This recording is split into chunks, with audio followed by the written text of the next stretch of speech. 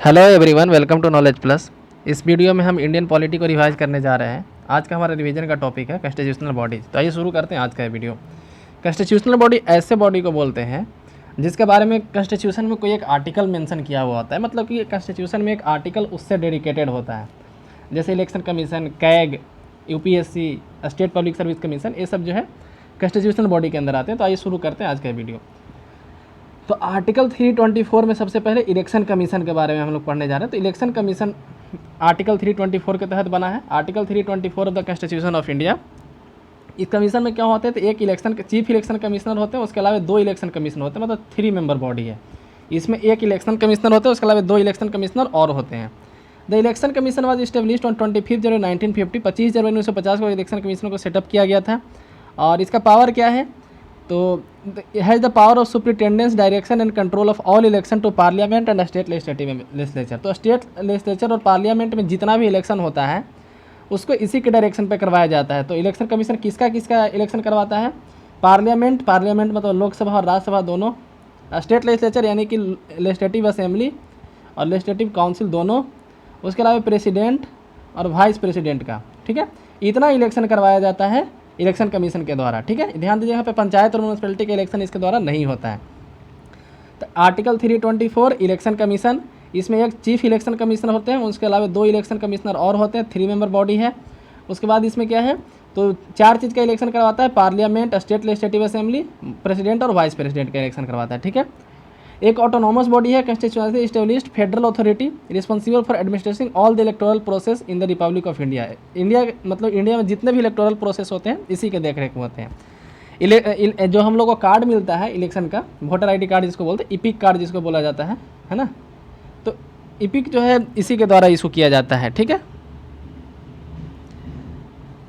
Next है कि under the supervision of commission free and fair election have been held in India at regular interval. तो regular interval पे जो है 5 साल पे, एक लिमिटेड पीरियड है, 5 साल पे इलेक्शन कमीशन के द्वारा इलेक्शन करवाया जाता है। इलेक्शन कमीशन एक परमानेंट बॉडी है, ठीक है, जिसके लिए एक रूल स्पेसिफाइड किया गया है कॉन्स्टिट्यूशन में। तो ये था इलेक्शन कमीशन के बारे में। यूपीएससी के बारे में हम लोग देख लेते हैं। तो यूपीएससी जो है इंडिया का सेंट्रल रिक्रूटिंग एजेंसी है। UPSC is India central recruiting agency, एक इंडिपेंडेंट कॉन्स्टिट्यूशनल बॉडी है जो आर्टिकल 315 से 323 तक इसको मेंशन किया गया है। यूपीएससी का मेंशन कहाँ है, तो आर्टिकल 315 से 323 तक पार्ट 14 में। हमारे संविधान में 25 पार्ट है, पार्ट 14 में इसका मेंशन किया गया है। ठीक है, तो इसमें क्या बताया गया कि part 14 provide for public service commission for union और फॉर ईच स्टेट। ठीक है, तो आर्टिकल 315 से लेकर 323 तक ये बताया गया है कि सेंट्रल के लिए और स्टेट के लिए भी जो है पब्लिक सर्विस कमीशन इस्टेब्लिश किया जाएगा। अब इसके बाद देखते हैं कि चीफ इलेक्शन कमिश्नर जो थे उनको रिमूव कैसे किया जाता है। तो जिस तरह से सुप्रीम कोर्ट के जज को रिमूव किया जाता है उसी तरीके से चीफ इलेक्शन कमिश्नर को रिमूव किया जाता है। चीफ इलेक्शन कमिश्नर जो होते हैं सुप्रीम कोर्ट के जज की तरह रिमूव किया जाता है, और बाकी जो इलेक्शन कमिश्नर होते हैं उनको रिमूव करने का प्रोसेस थोड़ा आसान है ना।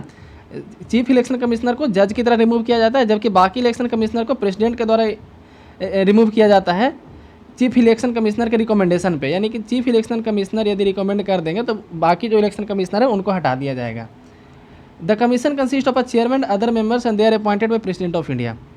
नेक्स्ट है कि every member holds office for term of 6 year और until he attain the age of 65। तो 6 साल तक जो है, मतलब कि 6 साल उनका टेन्यूर होता है और 65 ईयर मैक्सिमम है। तो जो पहले हो जाए वहाँ पर रिटायर होना होता है। ठीक है, he can submit his resignation at any time to president of India. अपना रेजिग्नेशन जो है प्रेसिडेंट ऑफ इंडिया को सबमिट कर सकते हैं।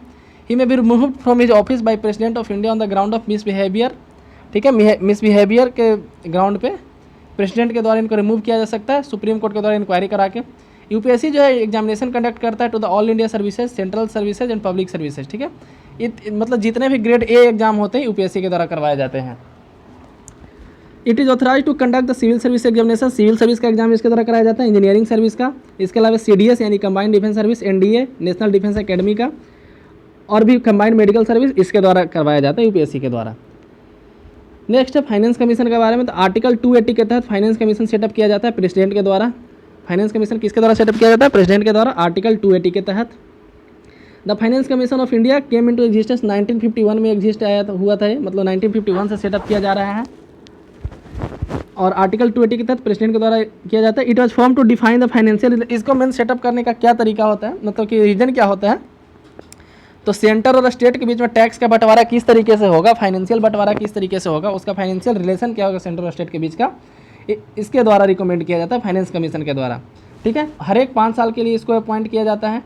Appointed every 5 year, consist of a chairman और 4 अदर मेंबर्स। इसमें 5 मेंबर होते हैं, एक चेयरमैन और 4 अदर मेंबर, और हर एक 5 साल के लिए अपॉइंट किया जाता है। ठीक है, इसको जो है क्या कह रहा है कि function of finance commission can be explicitly stated as distribution of net proceeded of tax between centre and state. ठीक है, अभी तक जो है 15 फाइनेंस कमीशन सेटअप हो चुके हैं। ठीक है, अभी तक 15 फाइनेंस कमीशन सेटअप हो चुके हैं। 15 में वित्त आयोग के अध्यक्ष हैं NK सिन्हा, अभी जो है NK सिन्हा इसके अध्यक्ष हैं। ठीक है,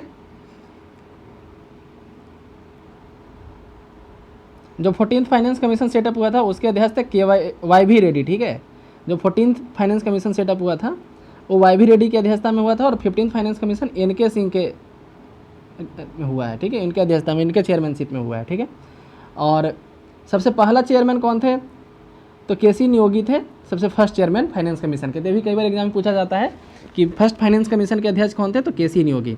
इसके बाद आता है कैग के बारे में, controller and auditor general, article 148 में मेंशन किया गया है इसका। इसको जो है कॉन्स्टिट्यूशन के द्वारा इस्टेब्लिश किया जाता है। इसका काम क्या है, तो audit all receipt and expenditure of the government of India. Government of India के जितना भी रिसिप्ट और एक्सपेंडिचर होता है इनके द्वारा उसको ऑडिट किया जाता है। यहाँ तक कि स्टेट गवर्नमेंट का भी इसी को द्वारा ऑडिट किया जाता है। उसके अलावा जो जितने PSU हैं, पब्लिक सेक्टर अंडरटेकिंग जो हैं, जितने सरकारी कंपनी हैं, उनका भी ऑडिट इन्हीं के द्वारा किया जाता है। ठीक है, कैग ऑफ इंडिया जब अपॉइंटेड बाय द प्रेसिडेंट के द्वारा अपॉइंट किया जाता है। ये भी 6 और 65 याद रखिएगा। ठीक है, 6 साल और 65 साल, जो भी पहले हो जाए, टेन्योर 6 साल का और एज 65 साल तक। इनको भी रिमूव उसी तरीके से किया जा सकता है जिस तरीके से सुप्रीम कोर्ट के जज को रिमूव किया जाता है। ठीक है, अब अटॉर्नी जनरल के बारे में देखते हैं। अटॉर्नी जनरल का मेंशन आर्टिकल 76 में है।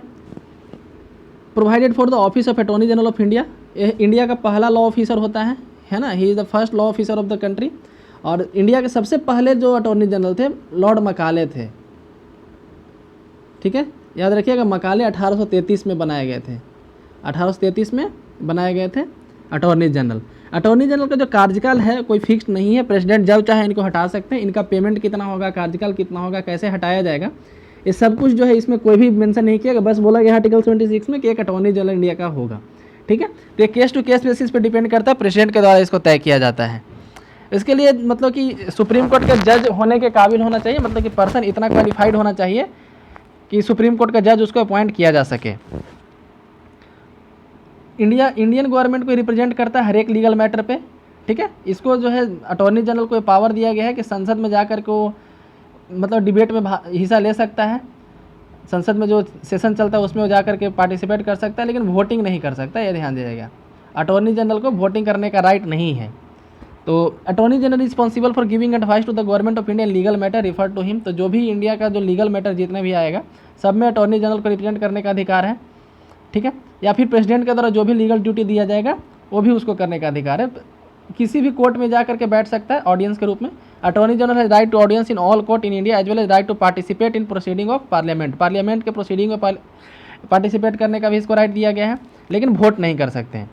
ठीक है, the attorney general appear on behalf of government of India. जैसे आप पढ़ते होंगे ना कि किसी केस का नाम में वर्सेज इधर यूनियन ऑफ इंडिया लगा रहता है ना, तब वर्सेज जहाँ भी यूनियन ऑफ इंडिया रहेगा वहाँ पे अटॉर्नी जनरल रिप्रेजेंट करेंगे। लेकिन इनको हेल्प करने के लिए और भी कई मेंबर होते हैं, जैसे अटॉर्नी जनरल के बाद होते हैं solicitor general, additional solicitor general. Attorney general को हेल्प करने के लिए सब किए जाते हैं, मतलब उनको अपॉइंट किया जाता है।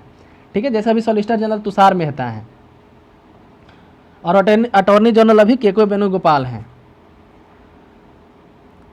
तो जितने भी मतलब गवर्नमेंट ऑफ इंडिया के अगेंस्ट जितने केस होते हैं सब में इंडिया को रिप्रेजेंट वही करते हैं। इसमें यह भी बताया गया है कि अटॉर्नी जनरल जो होंगे अपना प्राइवेट प्रैक्टिस भी कर सकते हैं, लेकिन ऐसे केस में वो रिप्रेजेंट नहीं करेंगे जिसमें एक तरफ यूनियन ऑफ इंडिया है। ठीक है, क्योंकि यूनियन ऑफ इंडिया को उनको रिप्रेजेंट करना है। ठीक है, मान लीजिए कि कोई केस आया है, कोई 2 आदमी के बीच में केस है ना, A वर्सेज B इस तरीके से है। ठीक है, तो इस केस में किसी भी तरफ से वो अटॉर्नी जनरल ऑफ इंडिया लड़ सकते हैं। ठीक है, लेकिन यही केस यदि ऐसे रहता है A versus union of India, एक तरफ पार्टी यूनियन ऑफ इंडिया होता, तो उस समय उनको यूनियन ऑफ इंडिया को रिप्रेजेंट करना पड़ेगा, ना कि A को रिप्रेजेंट करेंगे। ठीक है, तो यदि केस इंडिया के अगेंस्ट है तो उस केस में शामिल नहीं हो सकते, बाकी उनको प्राइवेट प्रैक्टिस करने का अधिकार दिया गया है। तो जिस तरह से सेंट्रल लेवल पे जो है अटॉर्नी जनरल होते हैं आर्टिकल 76 के तहत। उसी तरह से आर्टिकल 165 के तहत स्टेट में एडवोकेट जनरल का प्रोविज़न बनाया गया है। स्टेट में राज्य स्तर पे आर्टिकल 165 में एडवोकेट जनरल का प्रोविज़न बनाया गया है। इनको गवर्नर के द्वारा अपॉइंट किया जाता है और बाकी सारा प्रोविज़न सेम वही है जो अटॉर्नी जनरल का है। अब लोग नॉन कॉन्स्टिट्यूशनल बॉडी के बारे में पढ़ लेते हैं। तो सबसे पहले यहाँ पे पढ़ते हैं प्लानिंग कमीशन के बारे में, ठीक है। हालांकि प्लानिंग कमीशन है नहीं, इसको हटा दिया गया है। प्लानिंग कमीशन को सेटअप किया गया था 15 मार्च 1950 को, और ना तो कॉन्स्टिट्यूशनल बॉडी था, ना ही स्टैट्यूटरी बॉडी था। इसको एक्स्ट्रा कॉन्स्टिट्यूशनल और एक्स्ट्रा स्टैट्यूटरी बॉडी या फिर नॉन स्टैट्यूटरी बॉडी के नाम से जाना जाता था। प्लानिंग कमीशन का फंक्शन क्या था? To make an assessment of the material capital and human resource of the country, to formulate a plan. इनका मेन काम था प्लान बनाना। जो 5 ईयर प्लान आता था इन्हीं के द्वारा बनाया जाता था। डिप्टी चेयरमैन जो थे इसके एग्जीक्यूटिव हेड होते थे, ऐसे इसके चेयरमैन प्राइम मिनिस्टर होते थे, है ना। प्लानिंग कमीशन के चेयरमैन प्राइम मिनिस्टर होते थे, और इनके अलावा एक डिप्टी चेयरमैन यहाँ पे सेटअप किया जाता था, मतलब उनको अपॉइंट किया जाता था। 1 जनवरी 2015 को गवर्नमेंट ऑफ इंडिया रिप्लेस कर दिया 64 ईयर ओल्ड प्लानिंग कमीशन को नीति आयोग से, ठीक है। नीति आयोग का फुल फॉर्म होता है national institution for transforming India, और इसका भी लगभग सेम ही काम है। तो ये था प्लानिंग कमीशन के बारे में। नीति आयोग के चेयरमैन भी प्राइम मिनिस्टर ही होते हैं। नेशनल डेवलपमेंट काउंसिल के बारे में देखते हैं। तो डिसीजन मेकिंग करने के लिए, मतलब कि डेवलपमेंट से रिलेटेड डिसीजन के लिए एनडीसी ही अपेक्स बॉडी है, सबसे हाई लेवल का बॉडी है। तो NDC is the apex body for decision making and deliberations on development matter in India. ये भी एक एक्स्ट्रा कॉन्स्टिट्यूशनल और एक्स्ट्रा स्टैट्यूटरी बॉडी है, ठीक है। Non statutory, extra constitutional. इसका स्टेटस जो एडवाइजरी है, it status advisory to planning commission but not binding. ये जो है प्लानिंग कमीशन को एडवाइस दिया करता था, ठीक है। अब ये नीति आयोग का एडवाइस देता है, तो इसका जो एडवाइस होता है वो बाइंडिंग नहीं होता है, ओनली एडवाइजरी होता है। इसको सेटअप किया गया था 6 अगस्त 1952 को, 1952 में इसको सेटअप किया गया था, ठीक है। द काउंसिल कंप्राइज, इस काउंसिल में कौन कौन होते हैं, एनडीसी में कौन कौन होते हैं? तो प्राइम मिनिस्टर होते हैं, union cabinet minister, chief minister of all state, और representatives of union territories and members of the commission, ठीक है। इतने मेंबर इसमें होते हैं। प्लानिंग कमीशन के member prime minister, union cabinet minister, chief minister और यूनियन टेरिटरी से रिप्रेजेंटेटिव आते थे, ठीक है। उसके अलावा देखते हैं एनएचआरसी के बारे में, नेशनल ह्यूमन राइट कमीशन के बारे में हम लोग देखते हैं, है ना।